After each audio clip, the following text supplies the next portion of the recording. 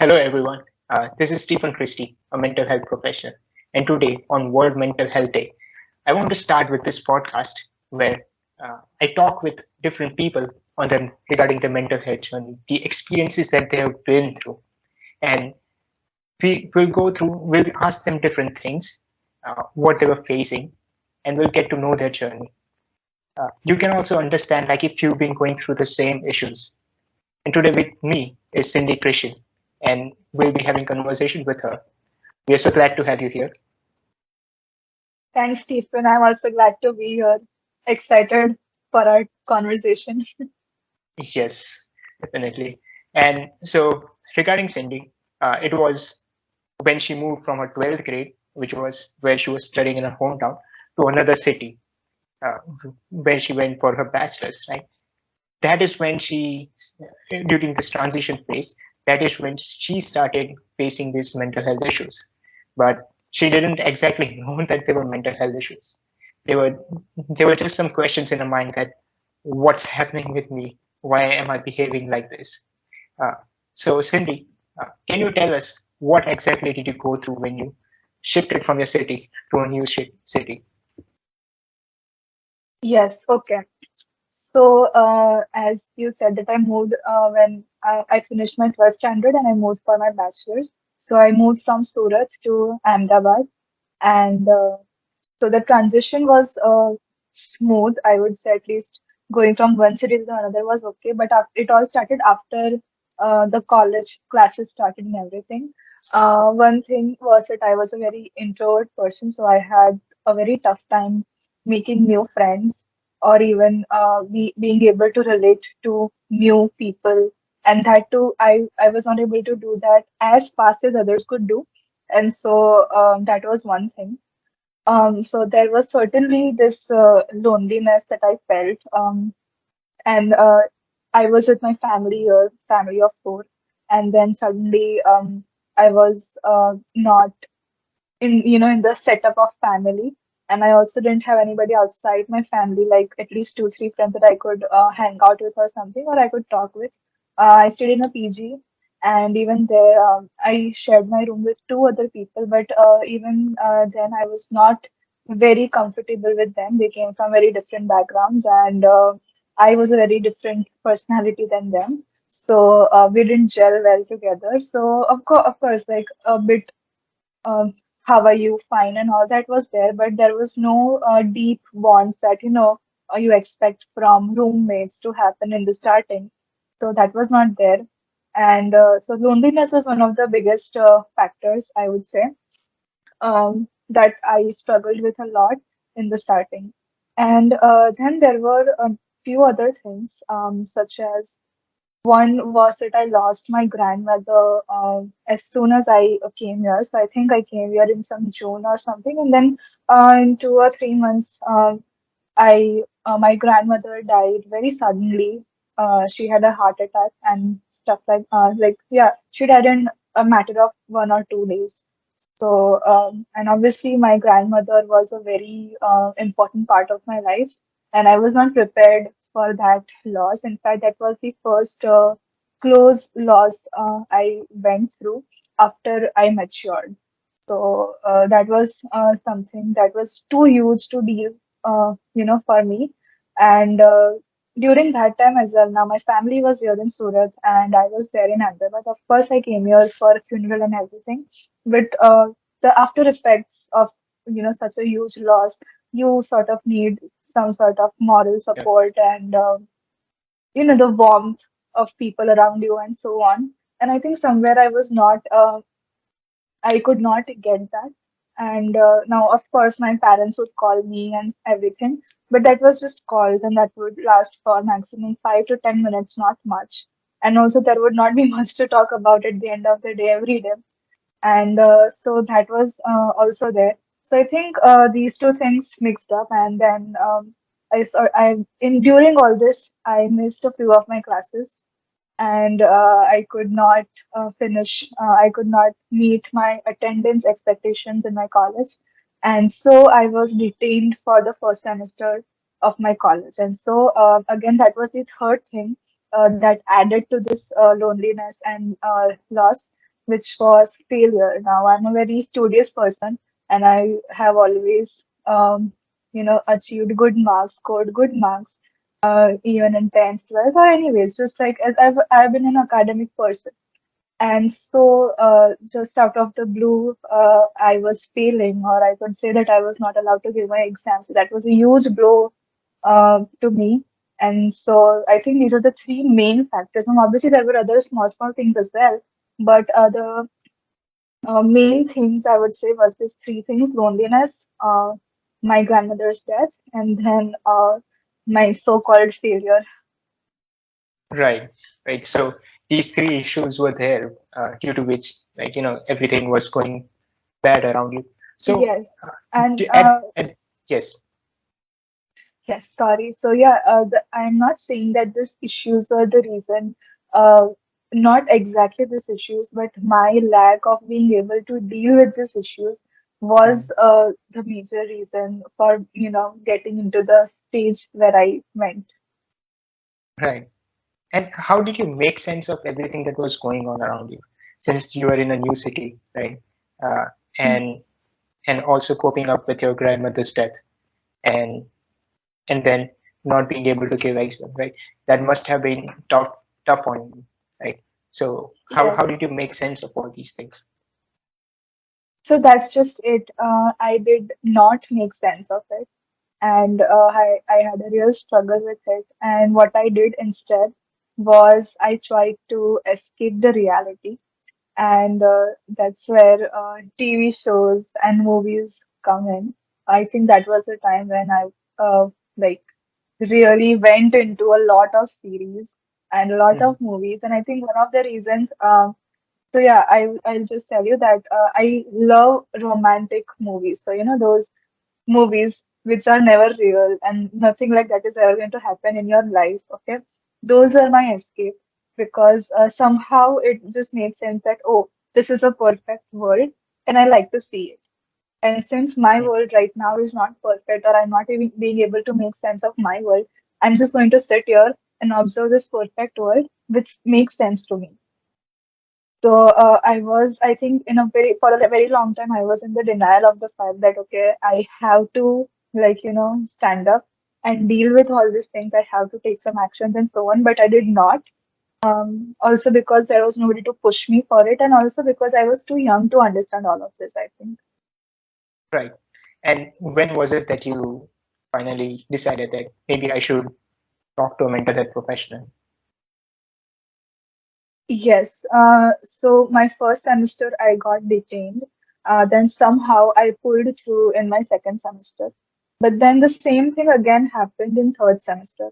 So for third semester again I got detained, and again because of the same reason, which was attendance. And so then I was like, okay, once is a mistake, but the same thing happens two times. So like there is something which is not making sense, or there is something that I should be focusing on and I should look into it or something like that. But also, uh, I realized it during that time, but I actually put it into action after a very long time, even after my realization. Because, anyways, this was like back in 2017-18, and I don't think there was much of mental health awareness during that time. I mean, even at least for a state like Gujarat, Mm. and at least for a state like Ahmedabad, there were not many conversations around this topic. So I honestly did not know that there is this thing is wrong with me. I didn't know that there is something off with me, and so I would just think that I'm just lazy, or I'm procrastinating and stuff like that. But yes, I knew there was a major underlying issue, but I could not pinpoint it that, okay, this is what is wrong with me. Okay. And so at one point you realize that, this is something that now I cannot live in this denial phase.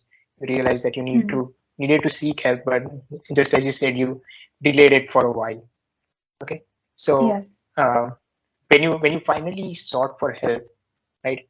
Whom did you go to, and how did you start your journey? Okay, so again, I was trying to seek help, but it was one of my friends, very close friend of mine, who actually pushed me to, that now you have to meet some professional.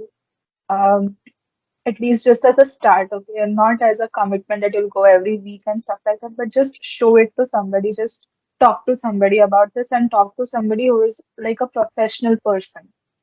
So, first step I think was we did like a Google search thing and came up with a few names on Google about people in Ahmedabad who take counseling sessions and psychologists.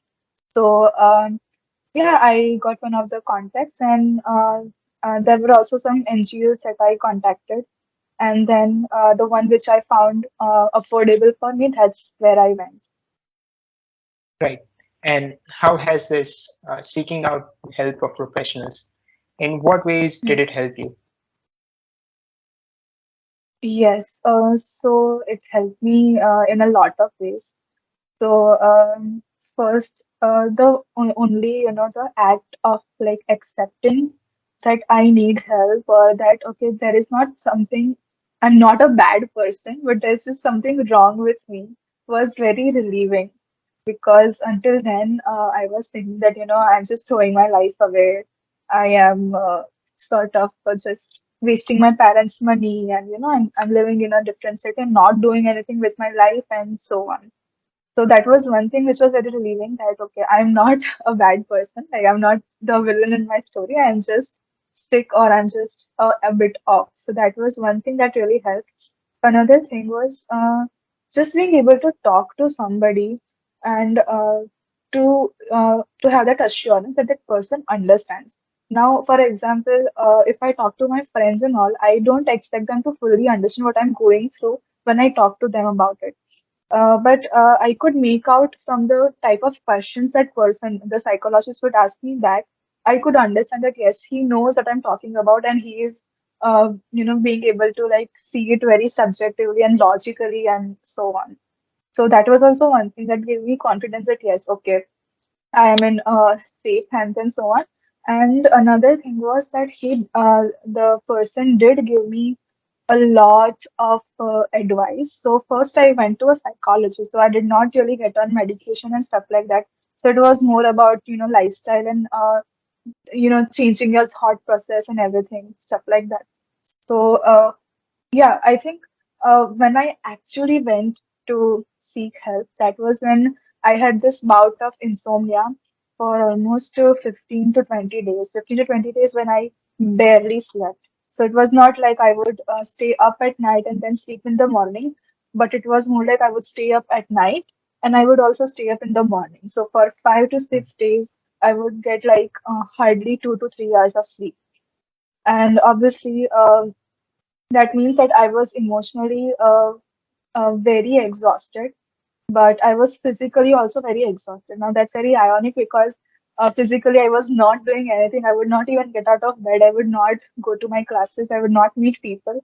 And mentally also, I was just, just sitting and watching series and stuff like that.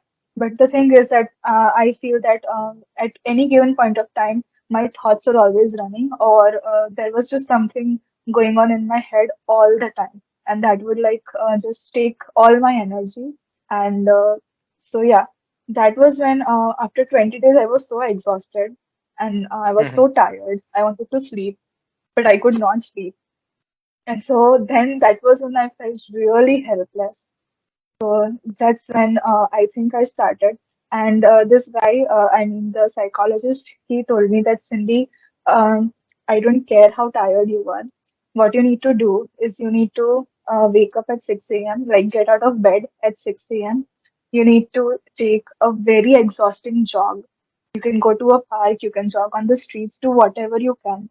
You have to exercise for at least 3 hours a day so that I would actually get exhausted physically, and that would induce sleep. I don't know, he explained something about hormones and stuff, but yeah, that's what he said, that you have to run like Mhm. as long as you can, and then only you're going to be able to get sleep.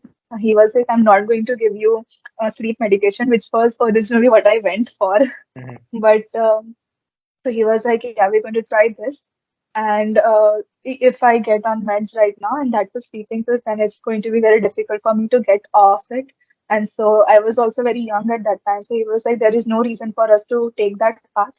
We are just going to fix this by physical exercise.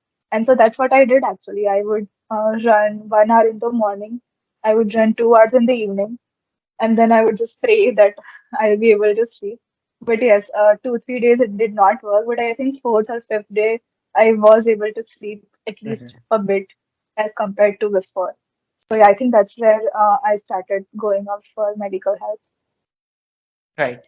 Uh, so there was one phrase that really got my attention that you said, that it was when you realize that you are not a bad person, you are not the villain of your story, right? It's something that you can change Yeah, yourself by seeking out for help, and that is really a very strong message that all of us need to understand, that just because there might be some things in our life doesn't mean that we are bad altogether, but we can change it. And when you went to the psychologist, right? What did they say, that what was this thing that you were going through? yes. So obviously, he did not tell me outright. I think after third or fourth session, I was like, finally, I asked him, what is your diagnosis? What do you think is wrong with me, and so on. And he kept it very light. He did not give me a lot of details, but he did say that he thinks that it's clinical depression. And I think I started seeing him around March. And he thought that, I have some sort of this cyclical depression thing where I get really depressed when it's winter time. So on the onset of like October, November, that's when I start going into that stage, and then it prevails for December, January, February, and then I start getting better as the season changes. So that's what he told me, that he thinks it's something like that, but he didn't give me a lot of details about it. Hmm. Okay, right. So he said that you are facing depression, right? And you also mentioned a few things, that how you'd be emotionally exhausted, right? How you'd be physically tired, and even if you did not do a lot of work. Right. So Yeah. can we talk a little more about these? That how did depression affect you emotionally, physically, socially, and like cognitively when you'd be in the Correct. college or when you'd be meeting people? Like, what were the things that were going on in your mind at that point?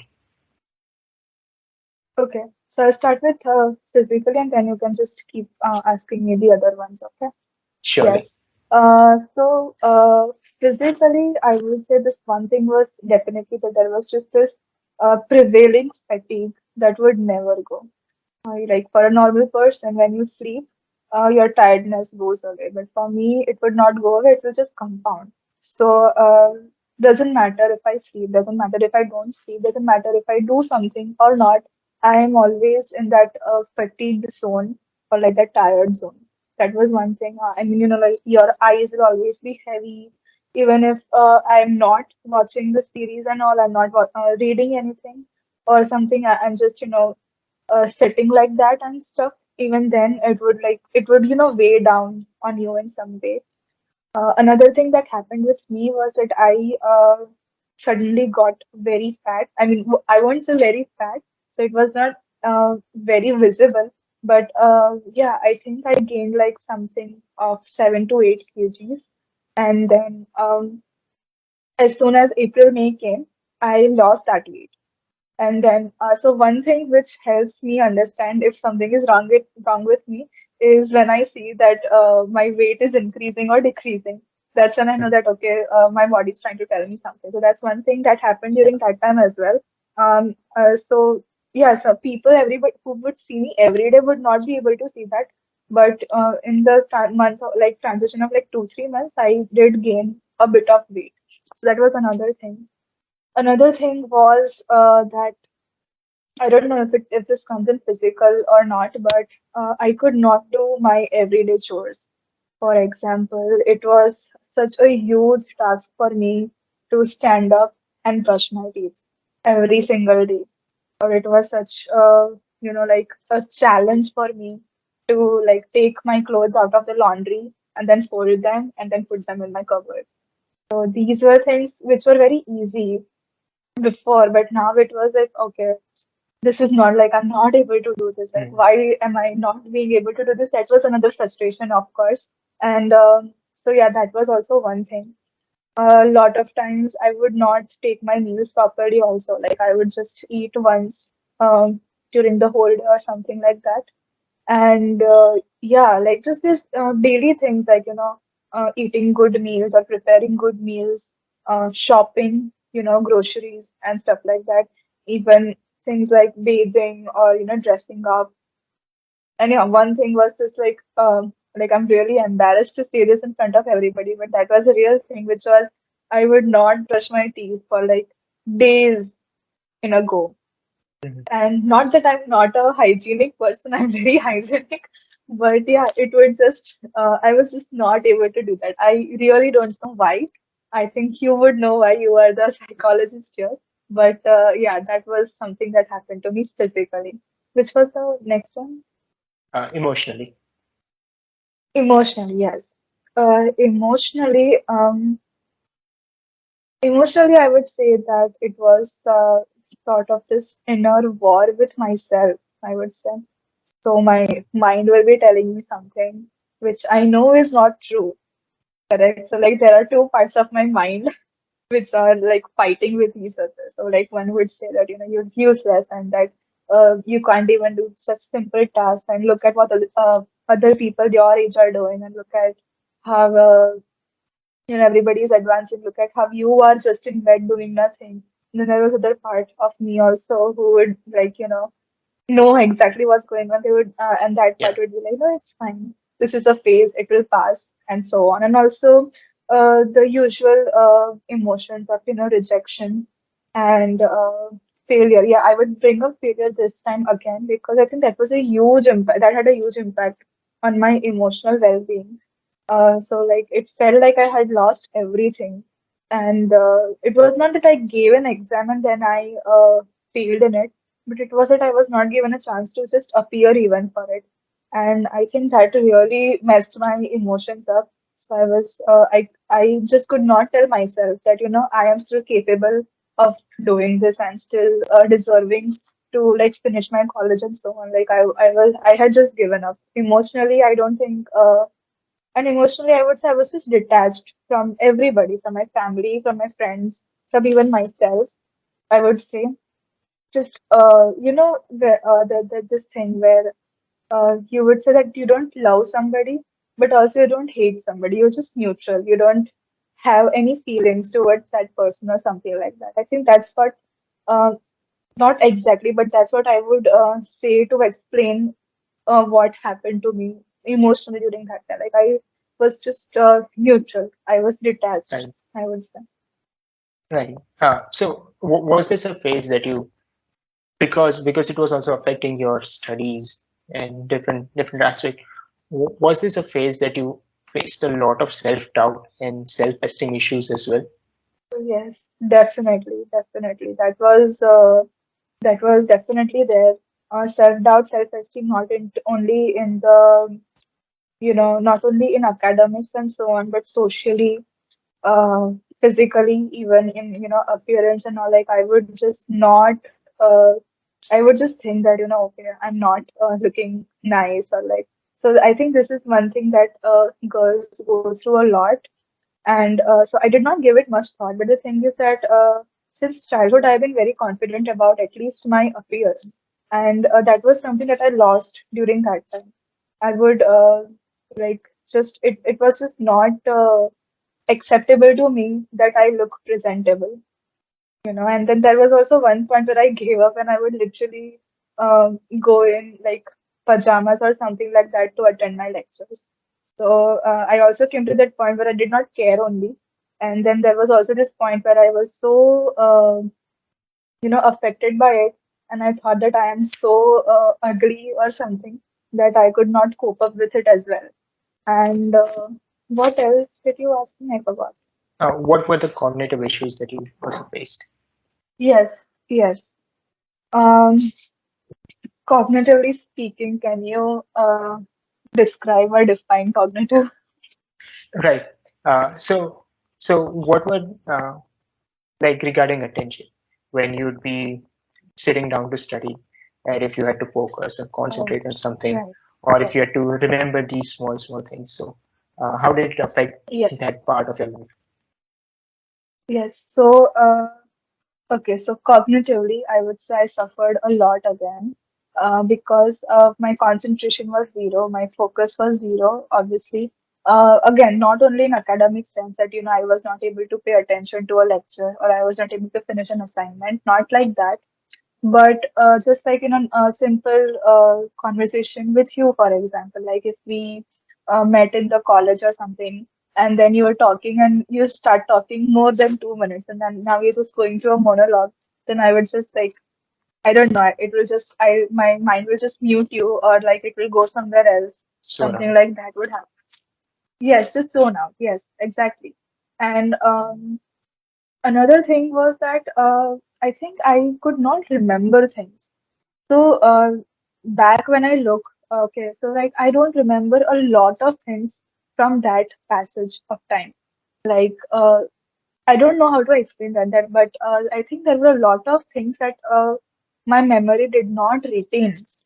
Okay, so of course short term as well, but not like now it's almost 5 years, and still I cannot remember some patches of that line. For example, if you tell me to give you a timeline about when I started or when I ended my mental health, medications, or when I started seeing the person and stuff like that, I won't be able to give you like exact dates or times like that, mhm, or I don't even remember which days I used to cook. I remember it was a certain day during each week, but I don't remember. Was it a Saturday or was it a Friday? Things like that, small things like that. And so that was one thing that, I would like just not remember things. I would forget a lot of things.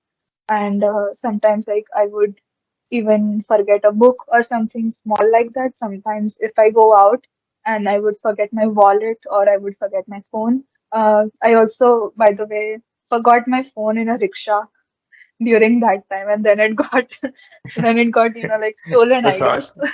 Yeah. Yeah, so small things as well as really important things as well. Mhm. Yeah.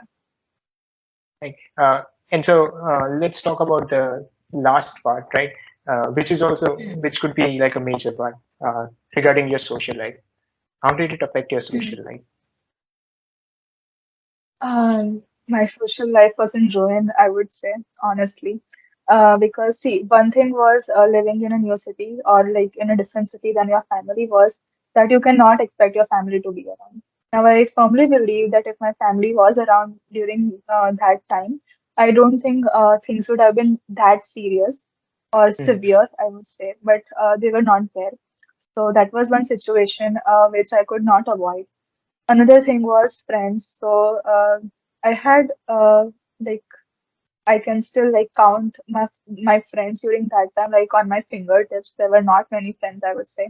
So to begin with, I did not have many friends, and so then being able to talk about all this to somebody, it was very difficult.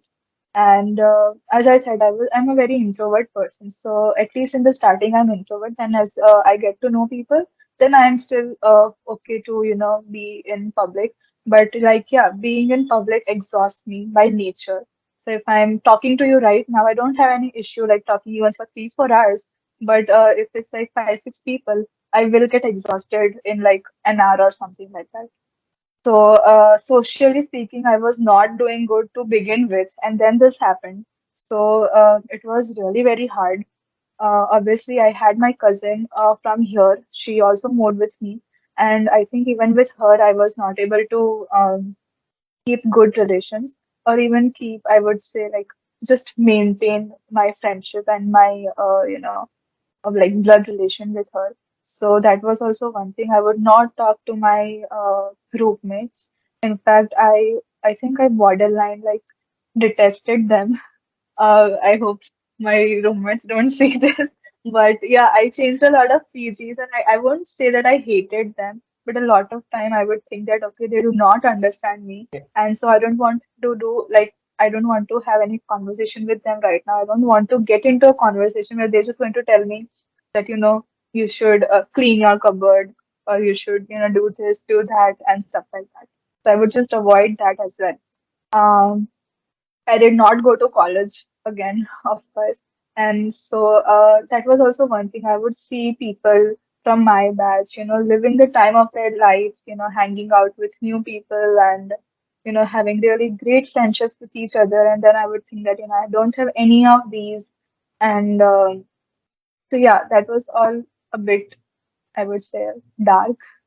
Yeah. Yeah, I think that during that time, if I had at least any, like even one person who was going through something similar like me, or I'm sure there were a lot of people who were struggling with a lot of things, but only if I actually knew somebody that, okay, this person is going through something like this or Hmm. something similar to me, I think it would have helped me. But during that time, the only thought that I had was that I am alone in this and nobody understands me, nobody knows what I'm going through or what I'm feeling. And I just thought that I don't think anybody would be able to relate to me. So I felt more Right. like the odd one out person. And so, of course, naturally, I also had this inferiority complex with everybody. Even with a random person I don't know, I would feel inferior for some reason. So, socially, I think that was what happened. Yeah. Right. So you also you went through a phase where you thought like people would not understand, or you felt that people might were not going through the same things that you were going through. So were there moments that you tried talking about your issues with your friends, and how did it help you, or how did it not help you? Yes, so I did talk to a few of my friends, not everybody. Um, of course, also it was not more like talking, it was more like an interrogation or like an intervention of they just, cornering me and telling me what is wrong with you. Saying now you have to talk. Now it's like high time. Tell me what is wrong with you, something like that. So I did talk to like I think two people, two friends of mine, and I think they were very supportive. And I think that all the things that I was thinking that nobody would understand me and things like that, I think that all negated, like it all went away because I think I was wrong in that. I thought so much about it. I overthought a lot, but I think I was very wrong in it because I think now that I understand, it is that the truth is that when you talk to somebody about your struggles, more often than not, they do accept you and they don't criticize you as you think they might. And I think I should have been more hasty in doing that, but I didn't. I think that also affected, just being alone and thinking that I cannot talk to a person. If I at least knew, if I had the choice that, I know that if I want to, I can talk to this person. If I knew that in my mind, or also, I think my mind tricked me, during these times, your own mind tricks you about thinking things. And so I think that's what happened with me. But I'm very glad that I was able to talk to at least two people about this, and they were very, very, very supportive about it. Not only supportive in the form of words and things that they tell me, but in actions and in thoughts as well. They always Right. had the best thoughts for me. Like they had, yeah. I think it was good. Yeah. But yeah, it was very difficult in the starting. Like once I remember, like I would like to share this was so one of my friends, her name is Bhumi. Okay, so she like came and she said that I'm going to stay with you tonight and something like that. So she was like that. So we have the whole night, and now you're going to tell me what's wrong. And I think for a long time, I did not tell her anything, but I think I just cried for like 2, 3 hours. Like I just cried. I was not able to come up with any words. I was just crying, and then she was just sitting there and, like just waiting for me to calm down or like just give me water and then sit again. Then I just try speaking and then I'll cry again and Hmm. I'll drink water again and I'll cry again. And that went on for a long time. And after that, I think I gave her like very like few things to start with, I think, and then from there it all, I think it was better. Yeah. Right. So it was initially there was a lot of fear of whether people might understand you or not. But you talk with two of your close friends, and that's when you realize that no, people can understand, even if they might Yes, not be going through something very similar. Right? And yes, yes. this reminds me of a quote. Uh, it was from a famous person. I don't exactly remember his name, but he said something like this, that when you're going through such things, just seek out for help, ask people for help, and you'll be amazed at how many people are willing to help you. Right? And generally, we think that there would be no one, but generally there are people who are willing to help you. And Definitely. Yes. also during this phase, right? Uh, some people might have noticed you that you might, as you said, you might not attend college, right? Your Mm. roommates might have noticed that, uh, noticed some difference in you. So people would have asked you, right, what's going on, why are you not coming to college and stuff. So what were the things, how did you feel like when people would ask you such questions? That's a good question. And I would like to confess that I felt really attacked when people would ask me things that I'm trying to avoid. Like, this is one question I was trying to avoid it. I don't know why I'm not going to college. Okay. So I did Mhm. come up with a lot of superficial reasons for it, but in deep down inside, I knew that those were not the real reasons. And so when somebody would ask me, I would, feel like attacked, not in the sense that, physically or something, but like, you feel that offense on you that, okay, somebody is interrogating me and now I have to answer them or something like that. And Yeah. yes, so that was one thing. It's not that I didn't like people asking me questions and stuff like that, but I would not appreciate some random person who is in my, batch, just like asking me casually that, I haven't seen you in a while. Where are you? Why are you not coming? And I wouldn't have any answer for that because I know I don't want to tell her all the details, him or her all the details. And I also know that I don't want to be rude and like not answer anything. Yeah. So yeah, that was like a tricky situation to be in. But also, I think it was very childish on my part as well to, be like think like that. But again, I was not in my right mind, I would say. Right. And so during this phase, like, what forms of support were helpful to you? Like, and what Mhm. forms of support did not help you at all?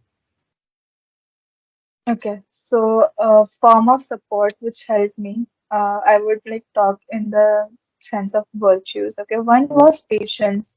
Like a lot of people around me were very, very, very patient with me. A few of my roommates, a few of my friends, they were extremely patient with me. They were, so they would, for example, I'll just give you an example. Okay, so for example, if there's a child, okay, so you teach them 1 to 10 today, so you don't expect Mm. them to like know everything tomorrow. You have to have the patience for like, okay, it will take them a month. If a child is two, it might take 2 months as well. So I think that's the same thing that happened with me. So if they would expect something from me, if it would not happen in a day or in a week or even a month, okay, they would still be very patient with me. For example, one of my friends really helped me to get through college. Right. So there were a few people who would like call me at 7 a.m.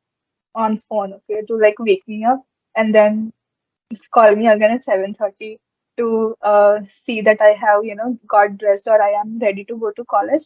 And if I'm sleeping at 7:30, they would just tell it, okay, it's okay, you still have 10 minutes. Don't wait, don't do anything, just brush your teeth and go to college in 10 minutes. Mhm. And so that was there as well. And they would do that relentlessly every single day. Okay, so that was one thing of patience and perseverance towards a person. Uh, Also, that you're not going to get anything out of it, you know. So that was one thing which was I think, which helped me a lot. Another thing was just being a very good listener. I think a lot of Mhm.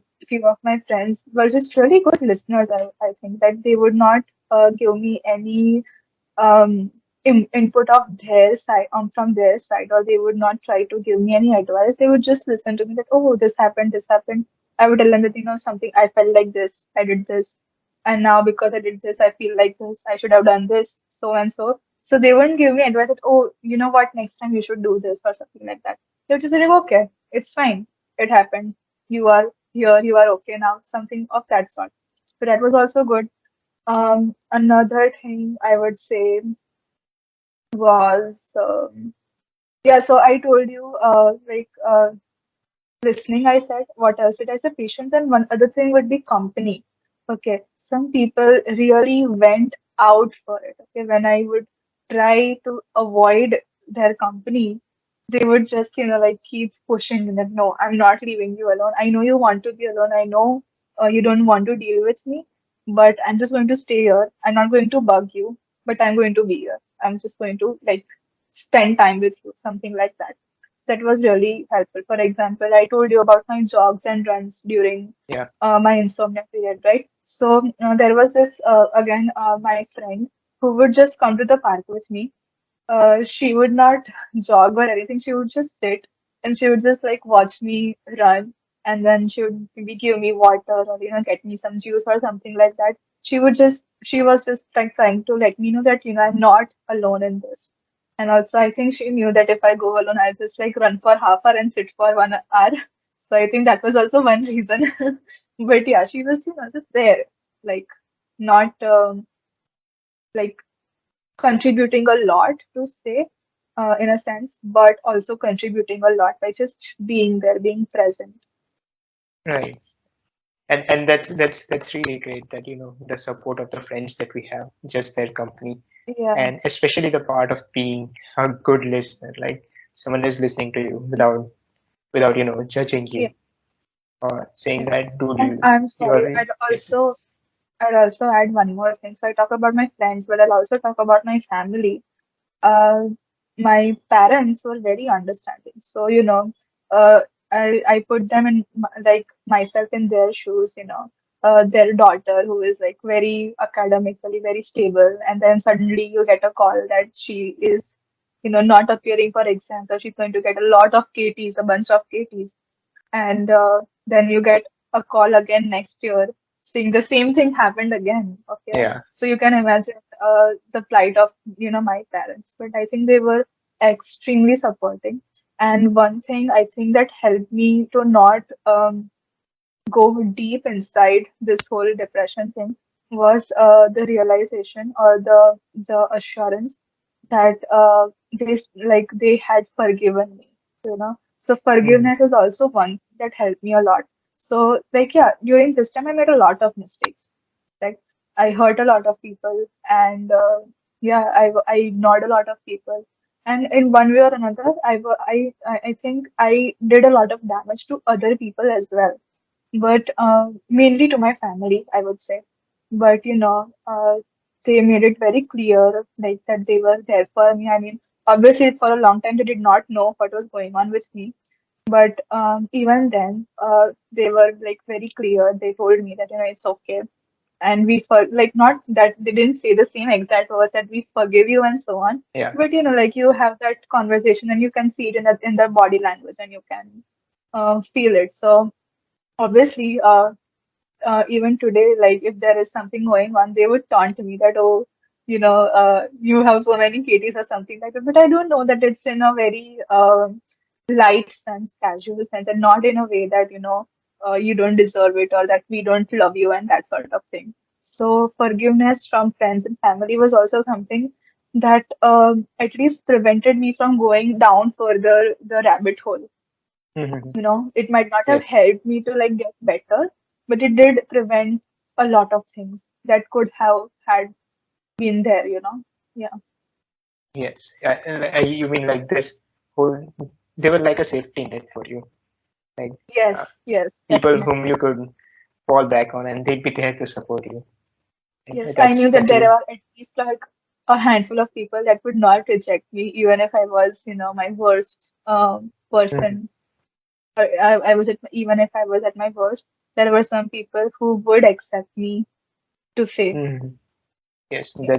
that's really nice. This safety net that you had for yourself. And so tell me about what were the ways that you tried to cope up with these things in your life? Uh, what helped you and what were some things that weren't really helpful? Okay.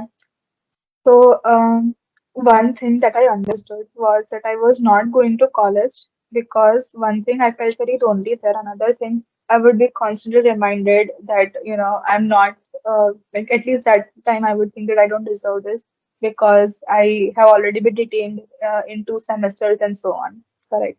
So, what I did was I did a lot of things outside my college. The thing is that I was not dumb. I mean, I was a lot of things I was able to do. So I did do 2, 3 internships in really good places. Mhm, I also joined an NGO where I would have to engage at least once a week and so on. So those were some things that I did outside of college. So like I think college was very triggering to me. Like and whenever I would see college or whenever I would go to college, I would actually feel the depression coming down, or like I would say the sadness and the whole burden of it coming down. So I was avoiding that. So I think what I logically did was like, okay, I want to go to the college, but I would go some other place. So that's what I did, and I think that did help me a lot. Another thing that I did was this physical exercise thing. Uh, in the starting, I was like, people had to push me a lot. My doctor and my friends, they had to push me a lot. But once I got into the habit of it, it was really helpful. I think that mental health really does have a very straight connection to physical health. So just by like walking 3, 4 kilometers or like jogging a bit or even like just waking up early and mhm, taking deep breaths or stretching and stuff like that, it did go a long way during that time. So that was also there. Um, Other things would be that I did make a very active effort to like stay in touch with people who really did care about me. So I really did try. So what would happen during that time was I would not take anybody's calls and stuff like that, but I would like take calls of the few people I knew are by my side and stuff. mhm, And yeah, I think that. And another thing that I did do is I did start reading a lot because as a child, as a younger person, I mean younger self, I used to read a lot of books. I loved reading a lot of books. I realized that watching series a lot is not helping me. In fact, it's just making me more exhausted. So I would read a lot of short stories and like novels during that time. So at least my time would pass and I would not feel like I have not accomplished anything that day. mhm. So that was Yes. something that I did to, I think it was not, I was not thinking that this is helping myself. I just did it because I had to do and like somehow I would feel better after doing it. So I just did it. I was not very clear during that phase. So you might think that I'm very sorted and clear right now, but during that time it was not like that. That time it was just doing whatever comes in the flow Mhm. and like trying to Yeah. like trial and error and so on. Yeah, and some things which did not help me would be eating a lot of junk food. So I during that time I ate a lot. Like I don't know. I really don't know how that happened. But I used to eat a lot of junk food and a lot of sweet things, salty things, anything that has, calories in it. I would like crave it. I would like crave food at 3 in the morning, 5 in the morning, sometimes, yeah. And then I would order a lot of stuff and then I would not be able to eat it. So, Mhm, for example, I would like be very hungry at 1 a.m. I'll order a burger or something, then I won't even be able to eat like half of it. So I think that was just, I don't know, something like that was something wrong in my body, I would guess, but that would happen with me. So that did not help me at all because then I would be all bloated and I would feel so heavy. And also, I was a student, I was on a budget. So that was also another thing to, look after. So yeah, all that would like get together. Another thing that did not help me would be um, ignoring people I think could have helped me. For example, you. I think I could have been, more in touch with you. I mean, you're just one person that I'm talking about. There were other people as well. But we were in college together like for a very long time. And we also had some sort of relationship outside the college, because of church and everything. Yes. So I think I could have approached you and things like that. But I think I did not do that. And many people like you could have been my community or could have been my family during that time. But Mhm. yeah, that's something that I did not reach out to people when I should have, or to people whom should I have. So yeah. Right. Yes. So you talked about church and the community around the church, right? So how did your faith or belief in God help you through this phase? Yes, that is a very good question.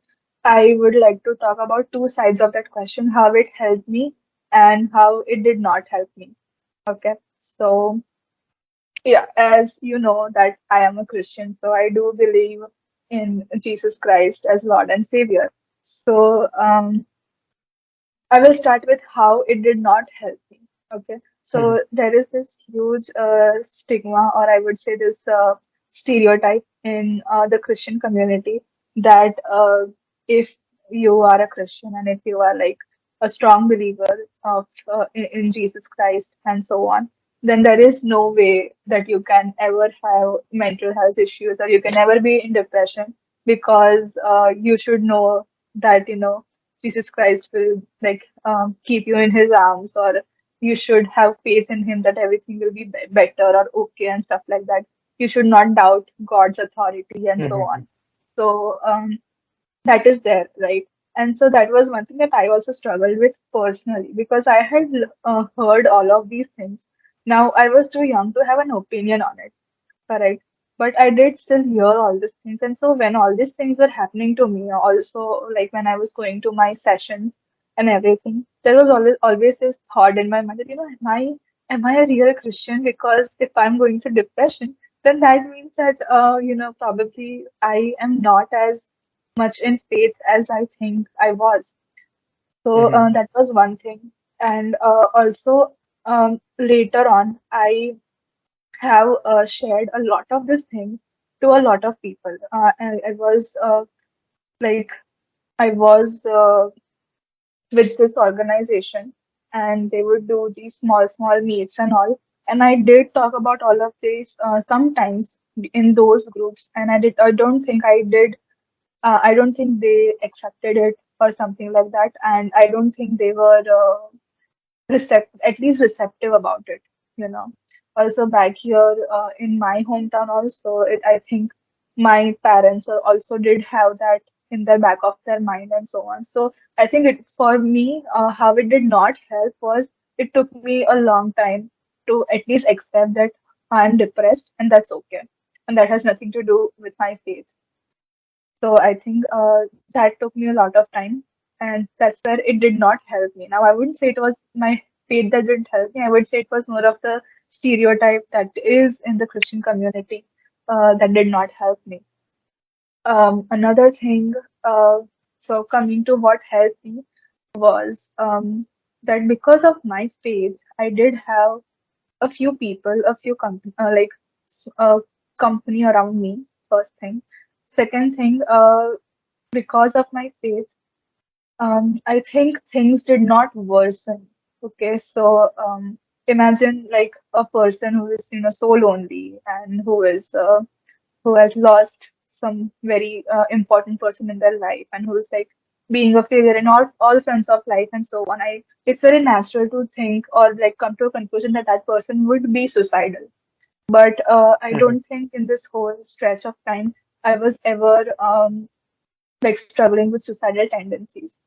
So that is one thing I think was prevented because of my faith, which I knew that at the end of the day, I am loved and accepted by at least one person in my life, and that's my God. So that was one very good reassurance that I had deep down inside, even though it took me a lot of time to like make peace with it, but I didn't know it was somewhere in there. So that was one thing.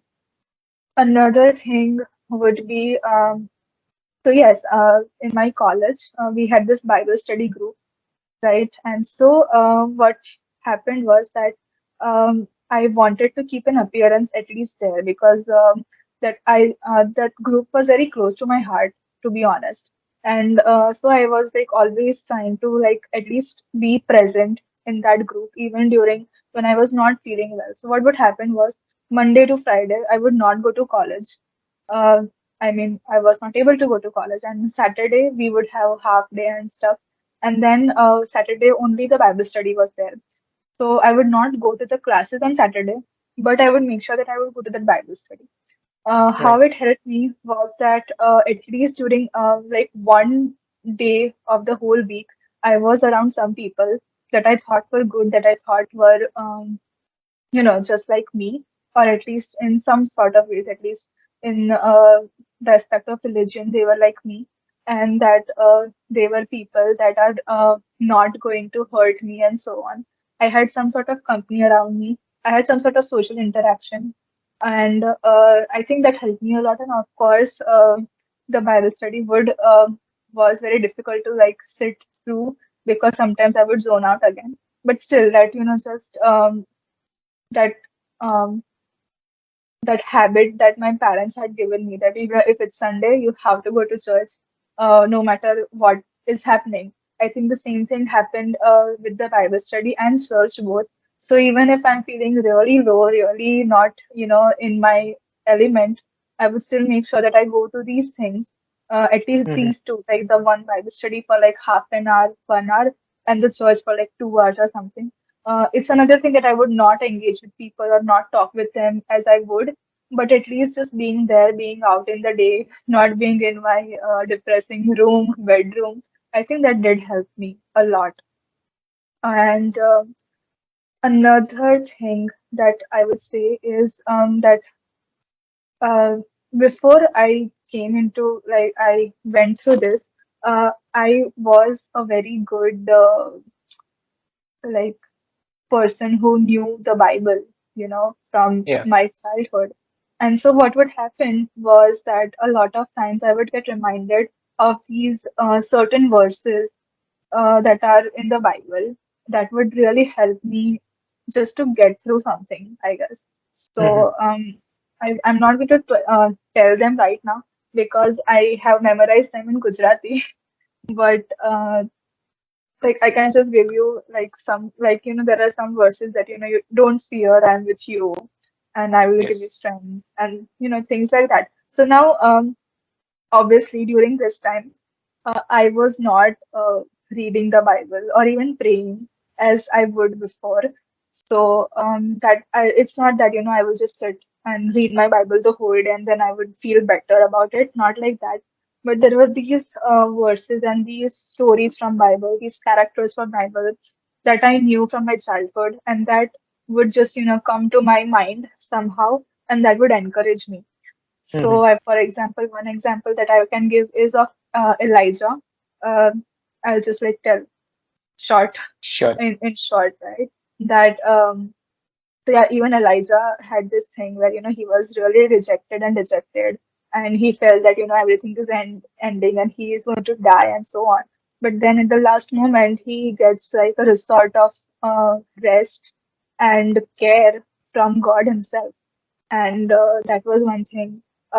Then about David, like yeah, God forgave him like uh, for a very huge sin and so on, and then He was with him Mm-hmm. all the time. And there are a lot of people in Bible as well that go through very dark times, but then at the end they emerge victorious. So all that things would come to my mind now and then, now and again. And I think that unknowingly helped me a lot, I would say, because during that time I was not into the like I would not read or even spend time around the Bible at all because I could not do it. But still, I had these things in my mind that would like just come up, resurface, and that would Mm-hmm. somehow give me some sort of solace. And the last thing about how my faith helped me was my church here in Surat. Okay, so we have a pastor here, and I think because I thought that he has a faith background, like a religious background, but also he had a good knowledge about mental health and so on. So I Hmm. decided to talk to him, and his guidance and his help, and even just his company, his presence helped me a lot when I decided to open up myself to him. So that was also there. I don't think I would have met him. Uh, if I was not a part of the church, or if I was not very um, strong in my faith, I think I would have just dismissed them. But I think my faith did help me to, go towards him, or like at least give Yes. him a chance to like help me. So that was also there. Yeah. Right. So during this whole journey, right, what were some key things that you would say that you learned? What I learned, there are a lot of things that I learned. One thing that I learned was only if I was more accommodating, or at least if I was more accepting of myself, I could have handled everything in a better way. I did not do that. I did not have confidence on myself. So that was one thing. Another thing was that I realized, I understood that I don't know myself. Like, Hmm. I don't know how to explain that. But yeah, I realized that I don't actually know myself. I don't know what kind of a person I am, what personality do I possess, or what are the things that I actually really like, something that I don't approve of, that I don't like.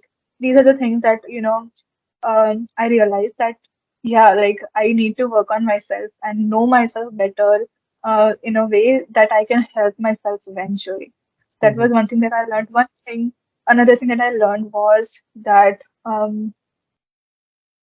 yeah, like I learned that just not to hesitate for help when it is available.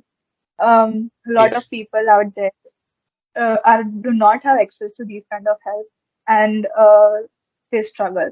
But for me, I did have that access.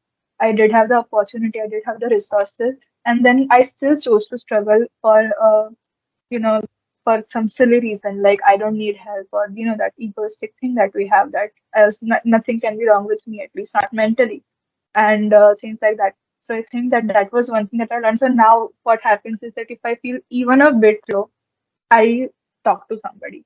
It doesn't have to be a professional every time, but I do talk to these reliable people who I know have known me throughout the journey, and at least, yeah, I don't keep it to myself if something is like too huge for me to handle. That was one thing that I learned. Yes. Yeah, Right. What is a piece of advice that you would like to give to the listeners? yes. Can I give more than one advice? Yes, definitely. Okay. So first advice that I would like to give to the listeners would be to spend more time with yourself in your own solitude, so that you are, sort of you know how to be yourself when you are alone.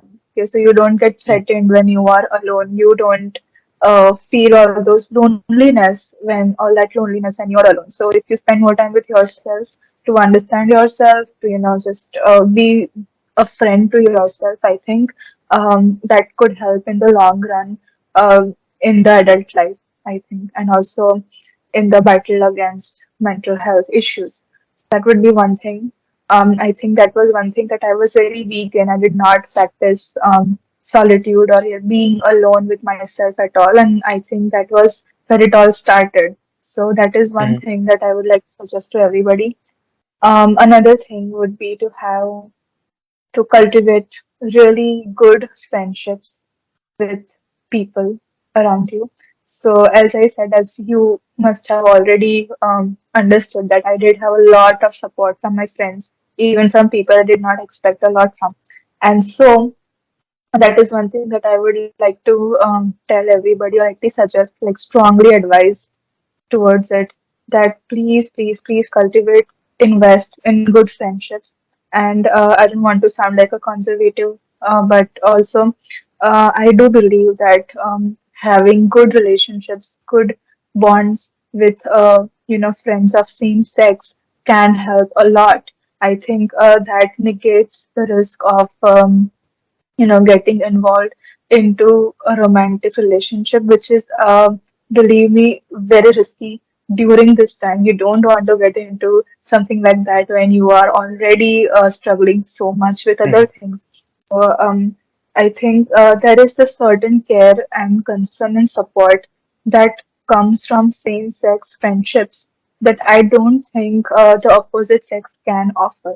So if you're, a girl, a female, I think there should be at least two, three girlfriends of yours that are in your inner circle. If you're a guy, you should have at least two to three people, or guys that you can talk to about things that you won't be able to talk to with everybody else, and who will be there for you whenever you need. So this is where I would want to give one example of my friend Bomi, where she did a lot of things. One of the things that she did was she would come to my PG at 7 a.m., wake me up, okay? While she's Mhm. coming, she'll get me Yeah. coffee or tea, okay? She'll wait for me to get dressed. Sometimes she'll also take out clothes from my own cupboard and tell me that, okay, just wear this, so I don't have to think a lot. She will, wait until I finish my coffee. Then she'll walk me from my PG to my college. Okay. Then she'll drop me. She'll see that I get into the gate of the college, and then after 5 minutes, she'll call me that, are you in the lecture? Are you sitting there? Did you reach? And stuff like that. Now, she did not do this for one day. She did not do this for 2 days. She did it for a very long time, almost, I think, at least a month. And Mhm. I don't think you can expect these kind of efforts and actions from people who are from the opposite sex. Okay, when there's a friendship with opposite sex, I don't think it's so deep that people can do things like that for each other. And yeah, so that is one advice, that really maintain, really be, have active effort, active action in making friends. And when I say making friends, I don't mean that come to college and then make friends. I mean start it from whenever you get mature. Some of the friends that I talked about during this conversation, they have been with me since like 7, 8 years, since when I was in school.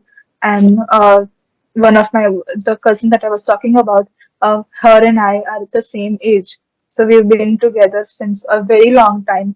And I have made active efforts. She has made active efforts in being a good friend with each other. And so, be Mhm. a good friend to other people and attract good friends towards you.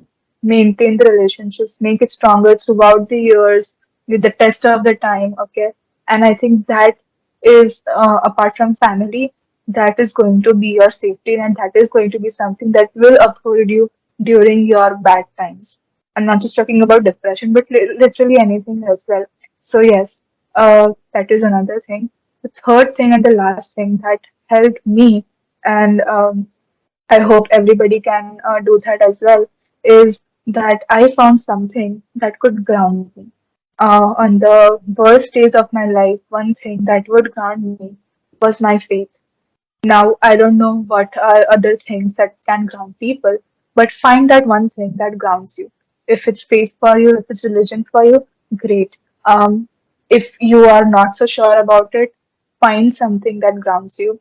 Find something that at the end of the day makes you feel that yes, you're okay, you are not drowning, you are on the dry ground, you are safe, and nothing worse can happen because you are here or you believe this, so yes, that is the last thing I would like to tell everybody, that just make, this is the time, the youth, adulthood, or this transition from teenage to adulthood. It's a time when you should really think about all these things, and you should find what is that keeps you going, what is that keeps you grounded Mhm. again.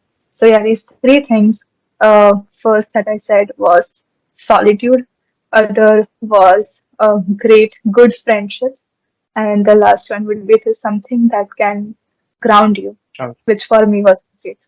Yeah.